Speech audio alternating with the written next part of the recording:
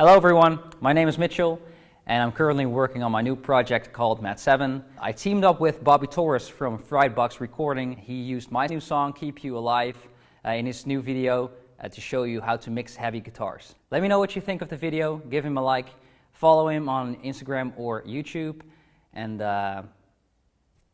enjoy. Hello Mitchell, thank you for having me on the channel. Now for anyone out there that does their own home recording, I'm sure you know by now just how difficult mixing heavy guitar tracks can be. Heavy guitars often sound either too bright or too muddy. They're just very hard to mix, or at least seemingly. Now I've recently had the pleasure of mixing Mitchell's newest single and I'm extremely happy with the results. In particular, the guitar tone. So what I'm gonna do is I'm gonna play some of the track and then I'm gonna dissect piece by piece how I achieve this guitar tone and how you could do it within your own home studio. So let's check out the song. Is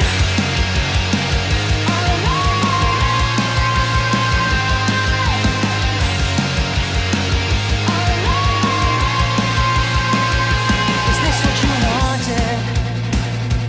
Looking for answers in the dark. I can see that you're screaming. How could I've let this go so far? Let's write a whole new story. Let's forget about the past. All you wanted was some peace inside and hope is all to end. But the walls that you're building inside are burning to the ground.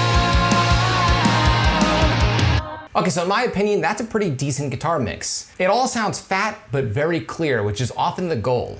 So first, let's start with our rhythm guitars, which in my opinion is the most important element of any guitar mix. This is because your rhythm guitars are part of the bed of your mix, part of the foundation. So if we look here, there are 4 rhythm guitar tracks, but in actuality, there are only 2 performances happening, and I'll explain. So if we look here, there's a track that's called L, and then a track that's called LDI. There's a track that's called R and a track that's called RDI. Now it might seem complicated, but it's actually very simple. Mitchell supplied me with clean DI tracks for his rhythm guitars. So the tracks that he actually sent me sounded like this.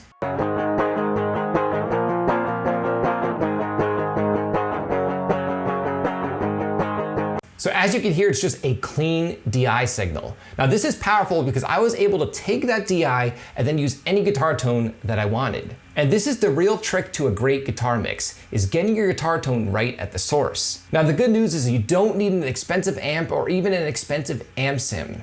The secret is to use a high quality impulse response. Now, as a matter of fact, you could download this exact same impulse response that I've made by clicking on a link right below in the video's description. Just click on the link, download the impulse response, and load it into your Guitar Sim plugin and get to dialing in a great guitar tone with ease. Now, if you're not familiar with what an impulse response is, it's sort of like a snapshot of a particular mic placement on a particular cab. And the impulse response that I used in this song is of my favorite Mesa Boogie cab out of my studio that contains V30 speakers. So again, the secret to creating a great guitar tone is just capturing it right at the source or using a great impulse response, regardless of the amp sim you're using. And as a matter of fact, the amp sim that I used in this mix is nothing fancy. I'm using the TSC Audio X50, which is under $100. It's a model of the PV5150. Again, combined with my custom impulse response, which you could download for free. Now, what I did was I took the tone that I created with the X50 plugin and I printed the tone down to audio so I can get to mixing my track as if we used live amps. So again, you see 4 guitar tracks here, but you're only really hearing 2, and that's the printed version of the amp sim. So what I'm gonna do right now is I'm gonna just hide and make these tracks inactive because they're not even being used in the mix right now anyway. I simply picked the tone that I liked, used my impulse response, and printed the tone to actual audio. I'm a huge fan of committing and working quickly. So let's quickly listen to the resulting rhythm guitar tone in isolation.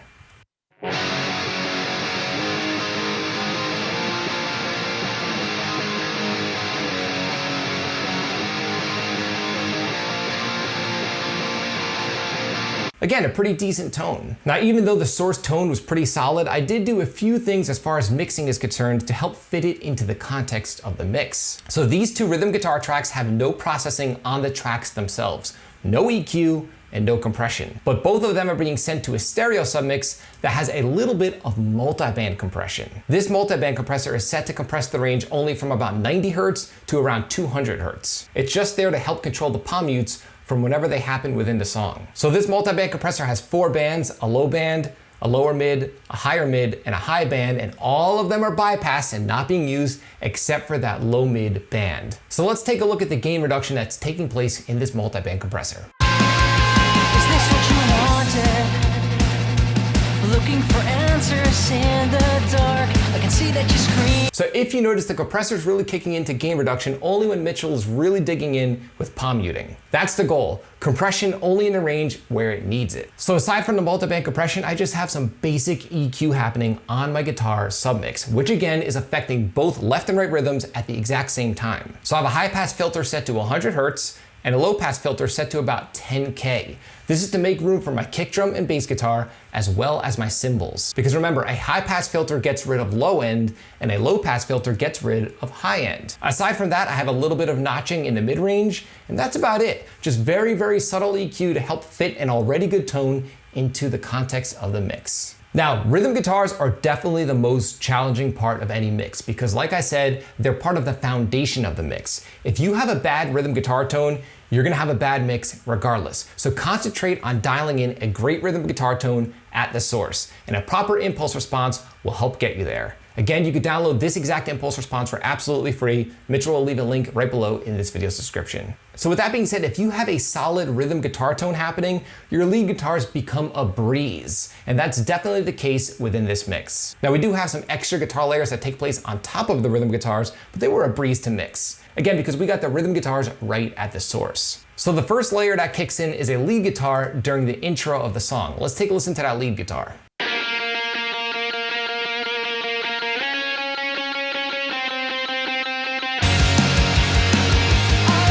Now, as far as lead guitars and guitar layers are concerned, I usually don't send them to a bus and EQ them and compress them all at the same time. This is because the individual layers will usually require their own specific treatment. Now, in the case of this lead guitar, I had a much more aggressive roll-off on the low end, removing much more of the low end than I would have in the rhythm guitar track. And the same thing goes for the top end. I'm rolling off everything above 8K. This is because I wanted this lead guitar layer to be more focused in the mid-range and not clash with the top end and low end of my rhythm guitars. Because again, remember, your rhythm guitars are part of the foundation of your mix. Now let's take a listen to the clean guitar that's happening in the background of the verse.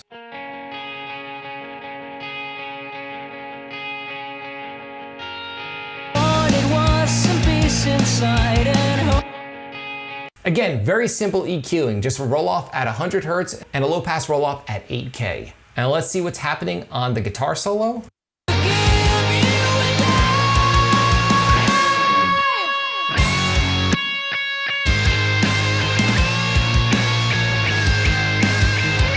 And much like the other guitar layers, I just have a simple roll off at around 150 Hz, as well as a roll off at 8K with a little bit of notching in the lower mids just to help clear up the sound. Being more aggressive with your guitar layers as far as rolling off your low end and top end will really help sit it alongside the rhythm guitars. So with all that being said, let's listen to the sample once more and see what we have. Let's write a whole new story. Let's forget about the past. All you wanted was some peace inside and all to end. And that walls that we're building inside are burning to the ground.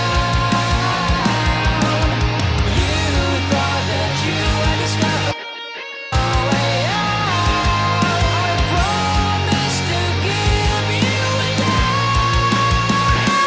life.